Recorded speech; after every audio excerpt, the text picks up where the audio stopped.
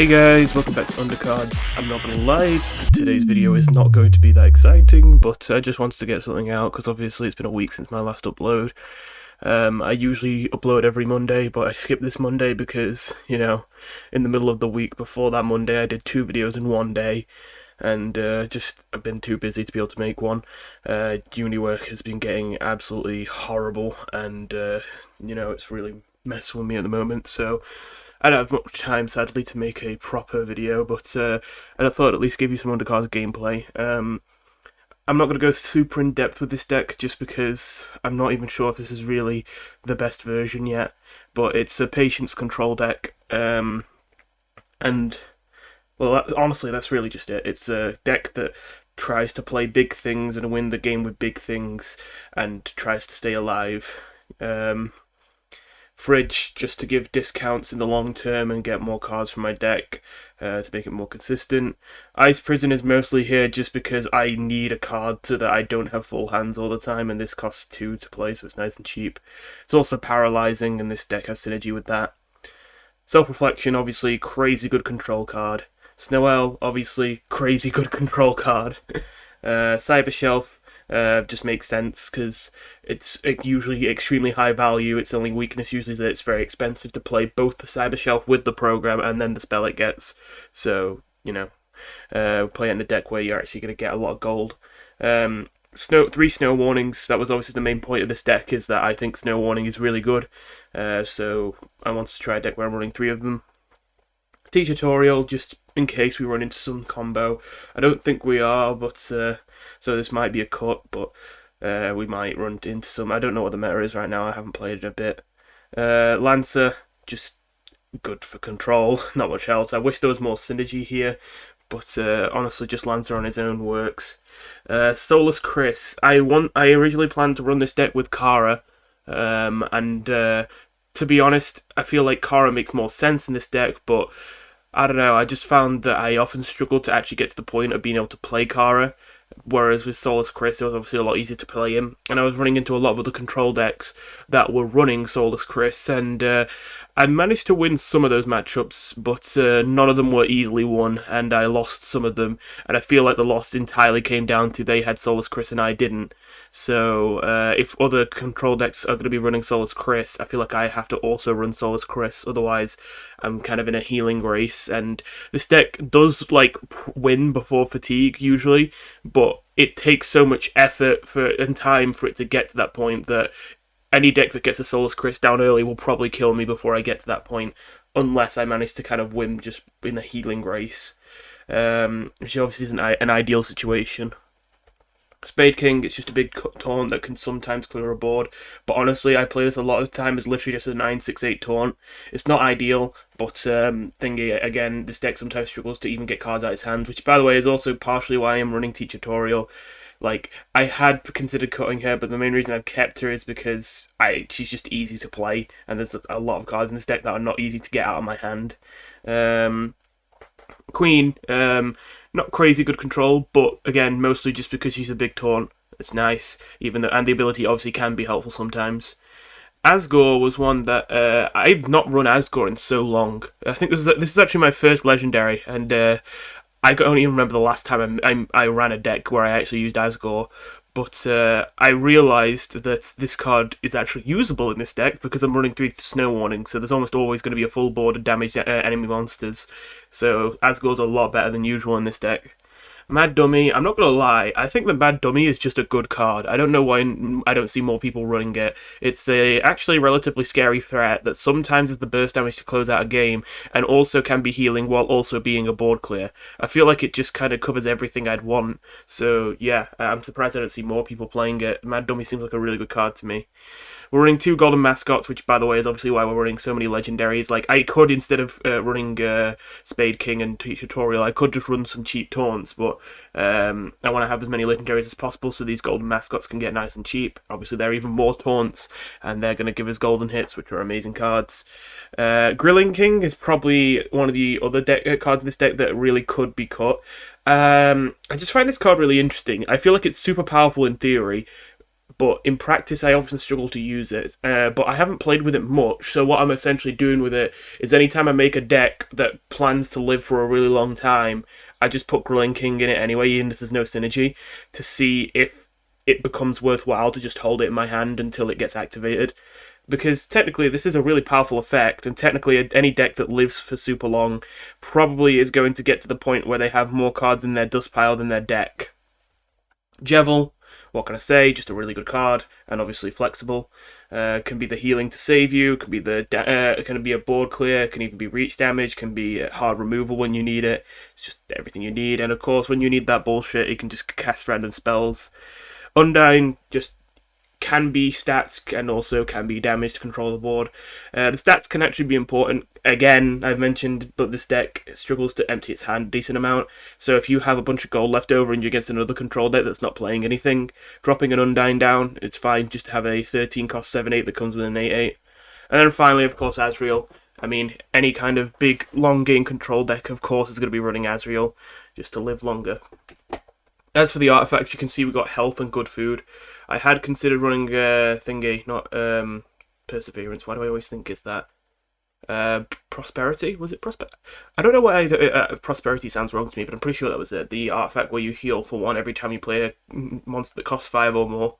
In the end, though, I think we will get more healing from good food in the long run. Because even though we don't have as many spells in the deck as we do expensive monsters, with good food for each spell we're getting 2 health healed, whereas with prosperity we're only getting 1 health healed per monster.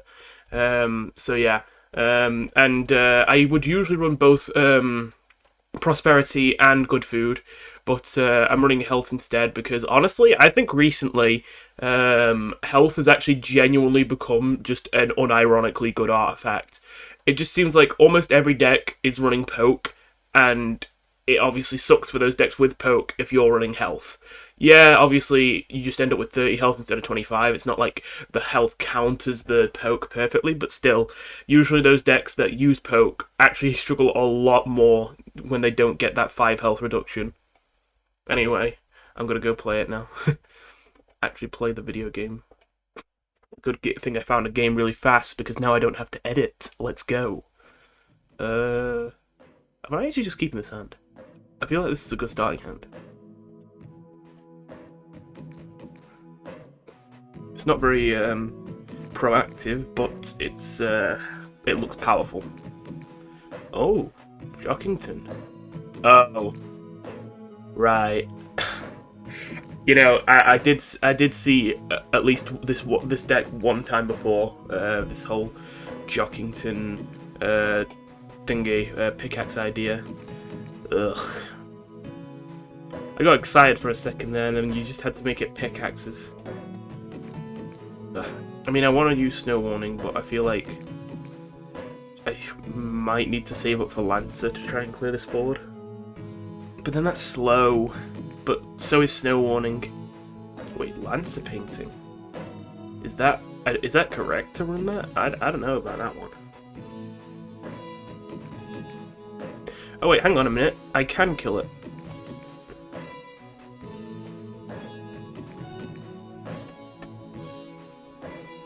Wait, when does it trigger?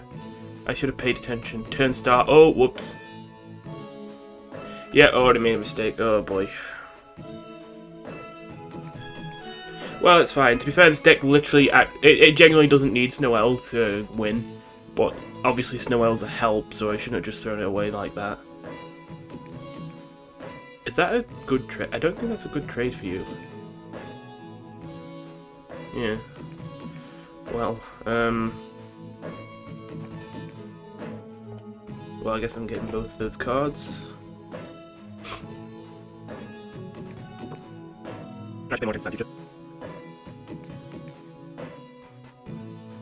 I'm not sure what I want.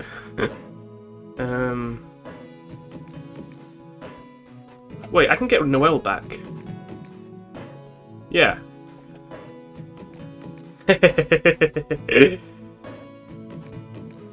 That's funny. That's funny. I'll play one of them just so my hand doesn't get empty. In fact, that will also clear the Jockington.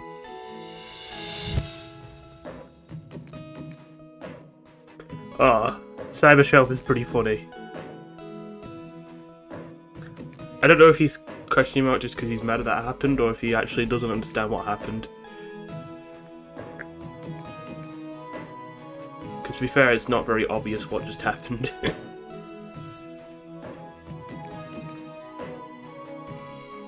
Ooh. I think I do have to take Solace Chris, although I was tempted to take Teach Tutorial to try and remove some gemstones from his hand. This feels kind of bad because I've only got units of my own on the board, but again, don't want to have my hand full.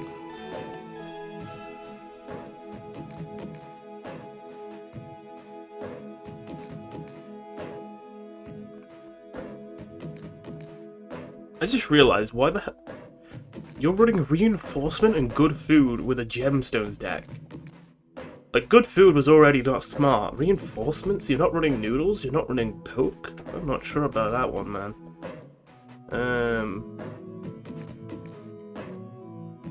Yeah, it feels weird to do this with a Haste Monster, but honestly, that's worth it. Just a 7/4/10. Just drop it down.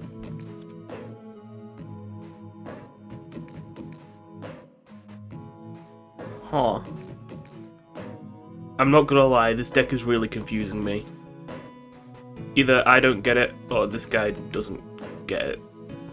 Get his own deck. I think I want the healing, just to be safe. Yeah, I want that.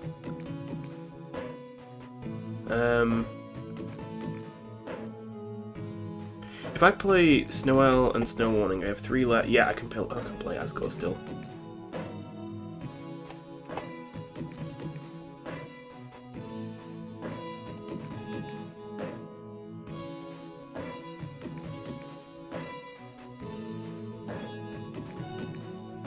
Yeah, this is worth it. Is it? Actually, to be fair, some of these aren't that big. If I could Jevil and guarantee the Devil's Knight hits Christmas Tree, then it wouldn't... Wait, actually. I don't need to Devil's Knife.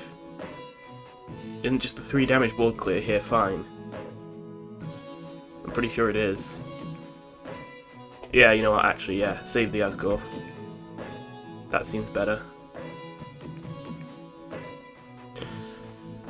What I was about to say is, if the Devil's Knife could guaranteed hit the Christmas Tree, it'd be better to Jevil and Devil's Knife, but I realised as I was saying that just using Jevil for the board clear is even better. Oh, please play one more card. It would be perfect. Come on, you got 18 gold, I know you... Ah. Oh wait, no. Huh. That is actually a little bit annoying, because now I can't use Snow to kill this Christmas tree. Because it would deal 4 damage because of, you know, the extra damage to Frozens. I didn't have enough gold to play this, did I? If I had 10 gold, if I had 11 gold, I would pick this, but I don't, do I? No, I have 10. That's annoying. If this was paralyzed right now, if I could paralyze it for free, I would love to Lancer and hit it with the 5, which becomes 6, and then hit that. That would be good, but can't do that. This is actually a little bit awkward. I think it's time to drop the Golden Mascot. I could get more value out of it, but I've got enough.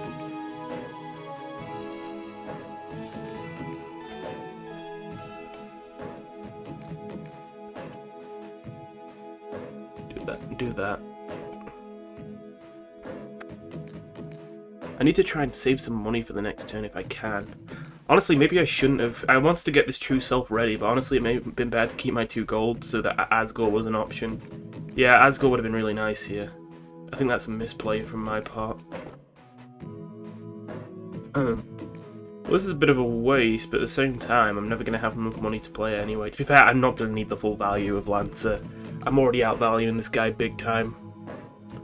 I don't think this guy wins in the long game. I think the only way this guy wins is killing me before I can kill him, but I don't think he can do that fast enough even. I'm still not sure if Soul Cage is the right way to go with Solace Chris for this deck, just because I feel like although this is a good control deck, it's not good against Soul Cages specifically. Like, because soul cages are very middling, not middling, a very kind of medium-sized unit, like the 4/4s, and True Self is well adjusted to taking down big units, and Snow Warning is well adjusted to taking down small units. So it feels kind of weird to try and use Soulless Chris when it summons medium-sized units, and I don't really specialize in taking those down. Now would be the perfect time to Asgore if I'd... Oh wait, no, never mind, none of them are paralyzed. Yeah, I'll just do that.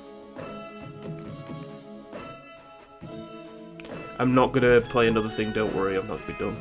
Okay, do I... Wait, actually, which one of these do I want more? That's tough.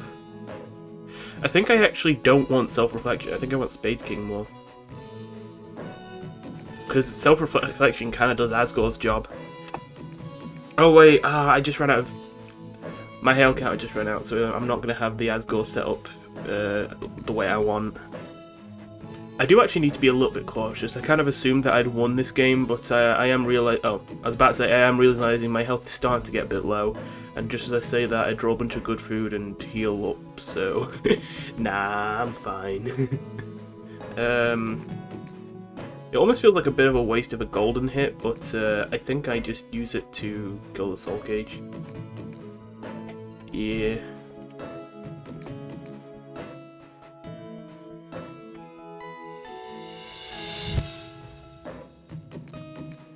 I'm actually gonna not play the Cyber Shelf, I think. I might, I don't know.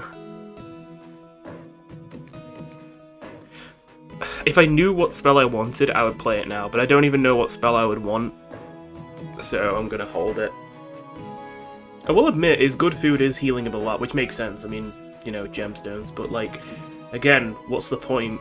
You're not winning in the long game, I'm 90% sure, so I don't know why they're doing it this way.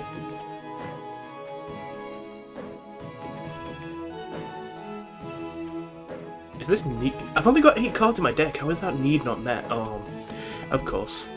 Well, alright. I would love to take a board clear from them right now, but the only one I can take is Hypergonner, which is kind of overkill. I guess I'm going to use this. So, I've heard that burning a monster does not trigger its dust ability. I guess I'm about to find out.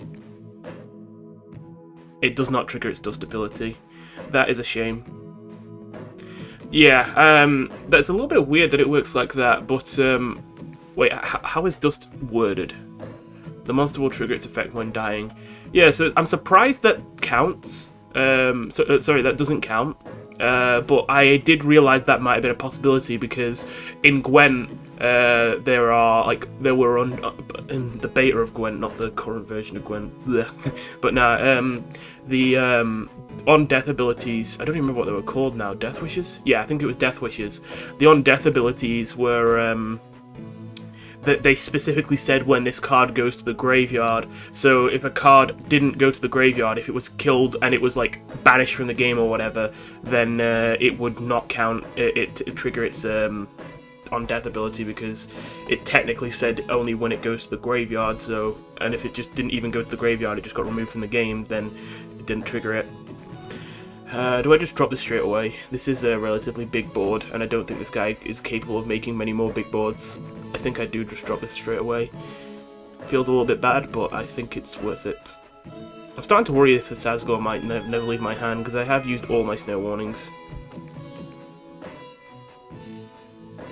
Business Dude. I suppose that most of the hits, the cards in this deck are a good hit. Especially the gemstone ones, obviously. Yeah, I don't really need Queen. Ooh. That's good.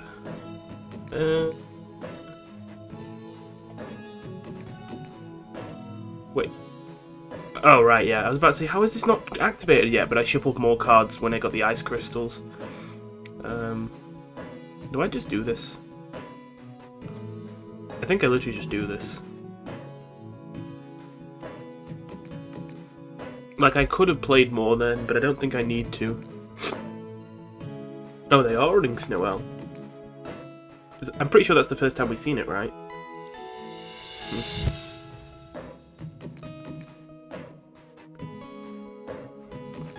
It's not that impressive, but I'm starting to think we won't get a better Asgore.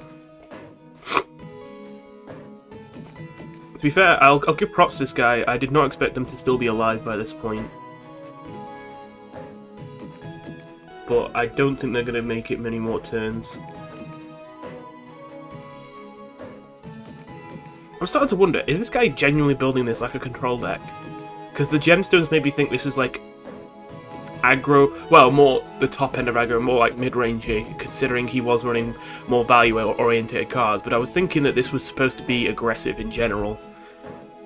But Snail Mobile? I mean, yeah, it's kind of aggressive, but he's not. He doesn't seem to be using it to actually get like one-cost monsters. He seems to be using it to get his good food. Which, now I think about it, that generally is a good strategy. I might try and use that in some of my other good food control decks. But like, my criticism with this deck isn't that like he's made it like. It's not the way he's made it, because actually the way he's made it is pretty good, which is why I'm quite interested in what he's trying to do. Like, it feels like it's just the only thing that's bad about this deck is his game plan. Like, what is he expecting to do to win? Is it just Snow-Owl? Because I feel like that's not enough on her own. Well, GG's, I guess. I never even got to use my Grilling King. This is so sad.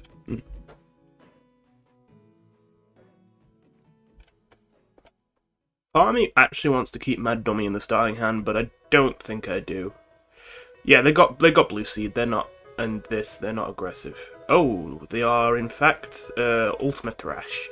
That might be a problem, because that means there's a chance this guy actually wins in the late game and I don't. I might have to play a bit faster than them.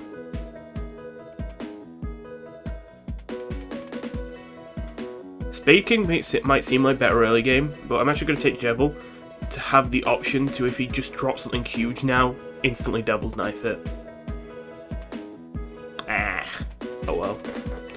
There's a decent chance he does drop something huge then. He had to play something that turn because he just got a full hand and he had a lot of gold. So there was a good chance he just dropped something big and I instantly Devil's Knife it. Didn't work out though.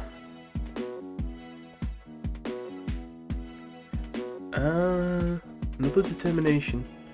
Okay. Oh, very similar deck. I actually don't know what I take. Snow-Owl or Cyber Shelf. And Patience. I'll take the Cyber Shelf away. Just because I'm a little bit wary of like a board clear. Don't snore emote me, it didn't take that long. I need to be able to play a card. Am I just playing Snow Warning? Yeah, it doesn't feel good, but I'm just playing Snow Warning. To be fair, this seems to be a control mirror, so I'm not going to get full value out of all my control. Oh, and he just develops into that.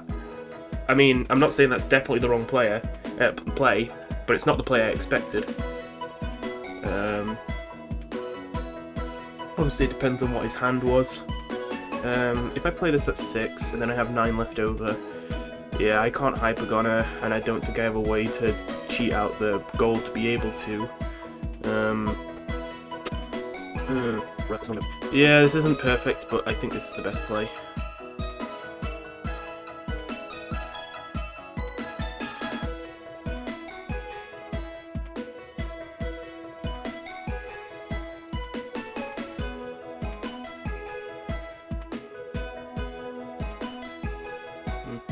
If I could give Snow-Owl like 1 extra health, then I would love to drop her to kill that, but I can't.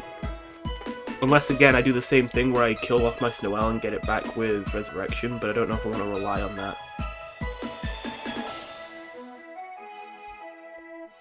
My god, this man is impatient. This seems like a good play because, yeah, you gotta do that because of my hail.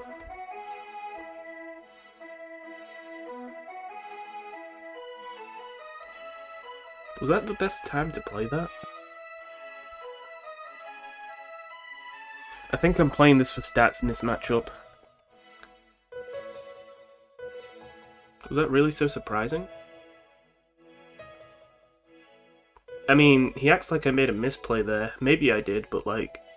You used a decent amount of resources to deal with that. I'm not too unhappy with that trade. My god. He's so impatient.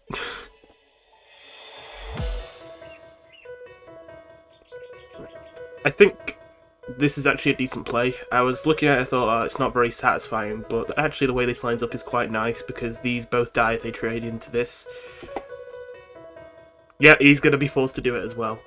Oh, well, okay, yeah, that does make it a little bit better for him, but still, I'm overall quite happy with the way that panned out. Oh, wait! I'm going to remove the dodge with the hail and the... Oh, wait. Oh, I'm one gold off. Ah, now that does hurt quite a bit. Being literally 1 gold off.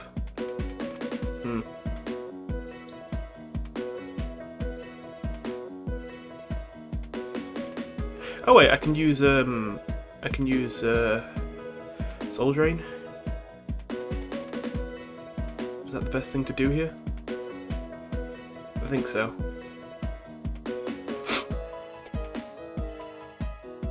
That'll help.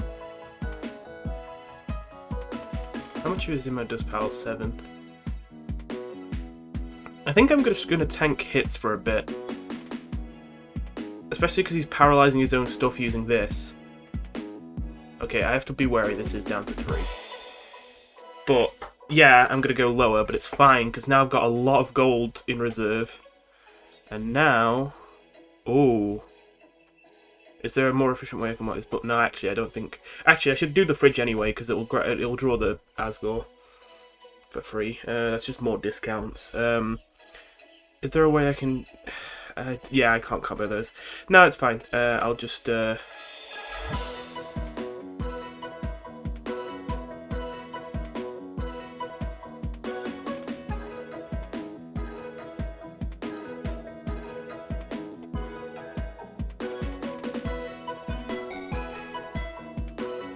I was doing that, I'm pretty sure there was a way I could have done that better. I should have made more space, so I got 2 space from Lancer, and then I could have paralysed Birdly Plush, and then it would have been 6 damage for the Noel to actually kill the Birdly Plush using the Spade, but I didn't have time to think if I had enough money to make that. Well, I did have time, but like I already started making my play, and I'm like, oh, well, whoops. Oh wait, this guy's already down to 1? Okay, this is like the fastest I've ever seen anyone get their Ultimate Thrash.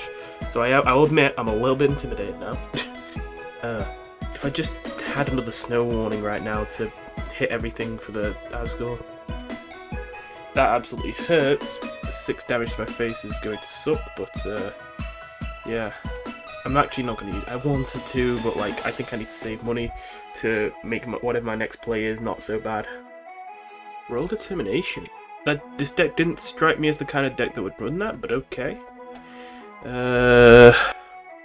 Too little too late. Ugh, if you had 1 turn earlier it would have been perfect. Alright, I have to abandon my Snow now, I think. I think it's been too long. I think if I try and keep being greedy and keep trying to use the Snow I just die.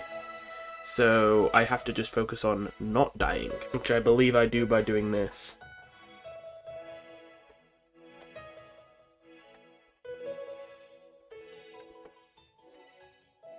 I'm wondering if I made a misplay at some point where I should have saved gold to be able to play Azrael. Was there any point where I could have afforded to save up gold for Azrael? Because I know that if I played Azrael I could have been saved here. I just didn't expect this guy to play so aggressively.